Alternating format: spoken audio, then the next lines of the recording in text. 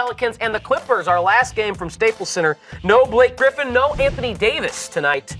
So the star power was taken out of this one, but Chris Paul and DeAndre Jordan were sure to make up for it.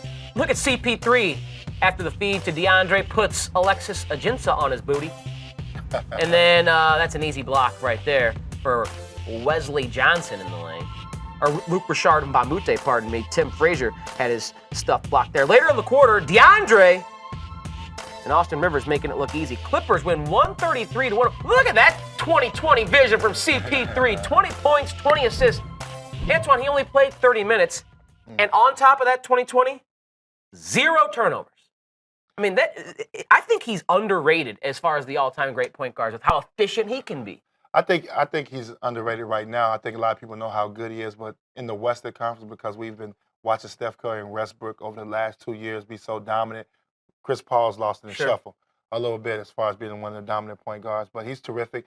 Obviously, with him and predicated, if they're healthy at the end of the year, they disappoint you sometimes. You see games like this from the Clippers where you get 7 guys in double figures. They play without Blake Griffin, and Chris Paul gets 20 assists. They get 34 for the team, make 17 threes. You like, man, they can beat Golden State. And then they get up the matchup at home against Golden State, and they lay an egg. So that's the thing that disappoints you about them. And people are kind of running thin with this core group of guys. Right. But they'll be in the hunt. They may finish. I got them 3 in the Western Conference.